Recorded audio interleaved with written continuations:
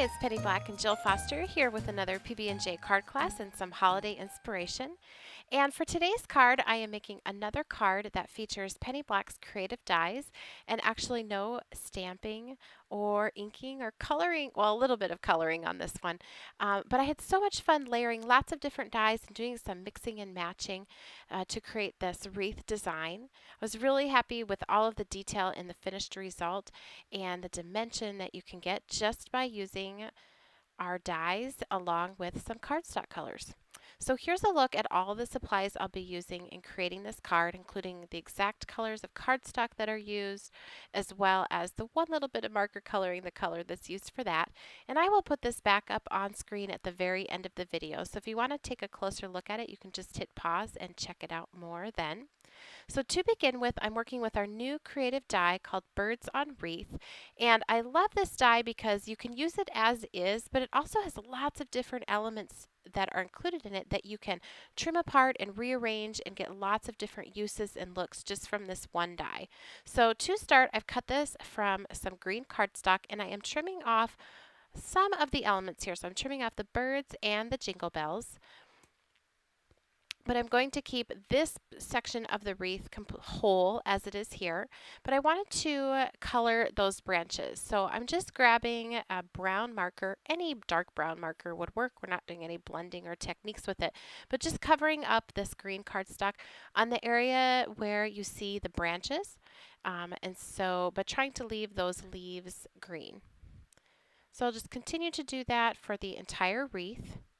Now I have also cut this from a darker green cardstock and a lighter green cardstock, and these two I'm going to trim the sides of the wreath off. So just the left and the right, and I won't use those other pieces. And I'm going to layer them, sorry I'm a little bit off camera there, behind the one that we colored. And you can already see what fun dimension and extra detail just adding that little step adds.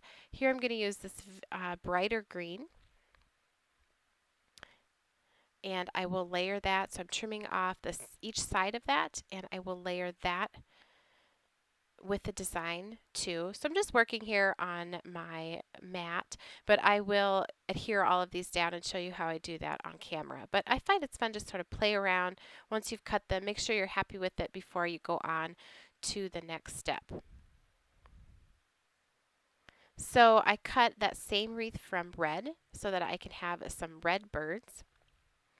And I will trim those off. And you can see already how each of these elements that is included with the die give you so many options besides just using it the way that it comes. And I like that when you can get lots out of one product and lots of different looks. These birds would even look cute trimmed and layered with trees or other elements.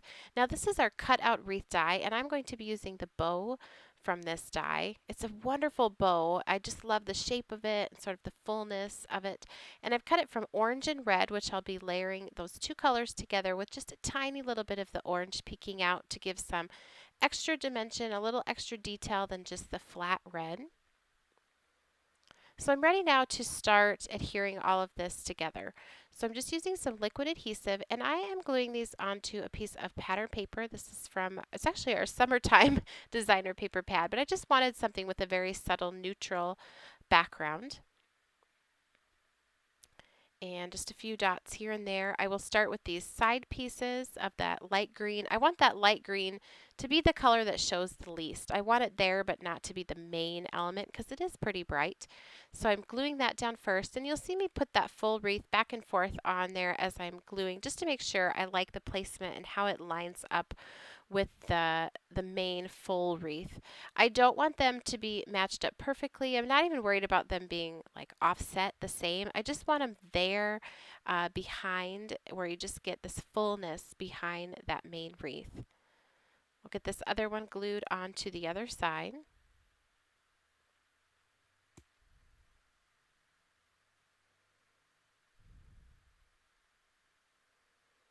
And then we will glue this one on, and you can see how that's all starting to come together.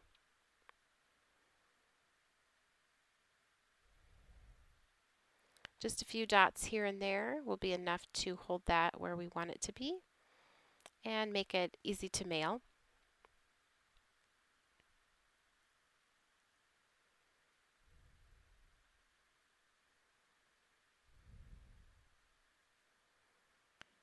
Just flatten that out, make sure all those pieces are on. And that's one thing that's nice about using liquid adhesive is you do get a little wiggle room before it dries to slide things around until you're happy with where they are.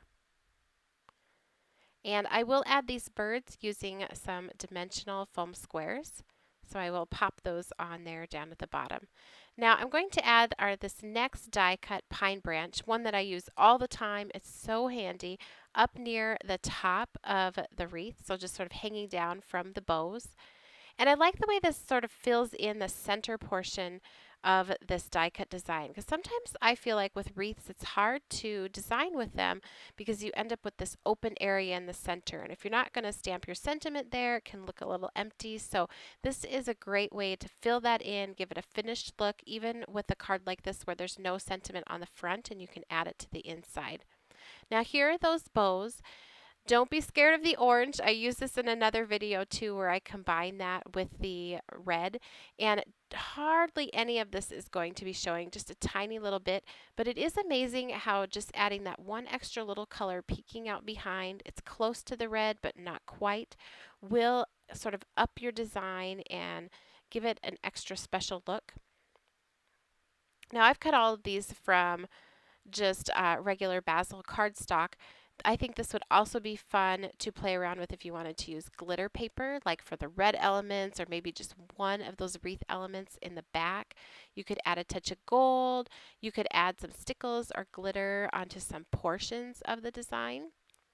Now here are the pine cone elements. This is also part of that pine branch die set. And to be honest, I'm coloring these with the brown marker because I didn't have any dark brown cardstock in my stash. So you could totally just cut these from brown cardstock and save yourself the time. But I just cut them from white and colored them with my marker so that I could finish the card before I bought any more paper. And I'm layering them onto the craft color. So just a few dots of glue here, and then I can layer them onto the solid pieces that come as part of that die set.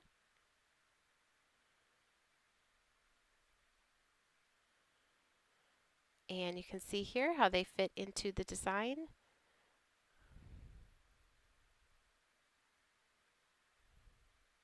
Sort of tucking some of them behind a few of those pine branches too. Now to finish out this card, I am mounting it onto a square that was cut using our stitch square and circles, and I love the texture that that adds around that outer perimeter. So I have glued that down onto my card base, and then I'm going to put this entire panel on using dimensional foam adhesive.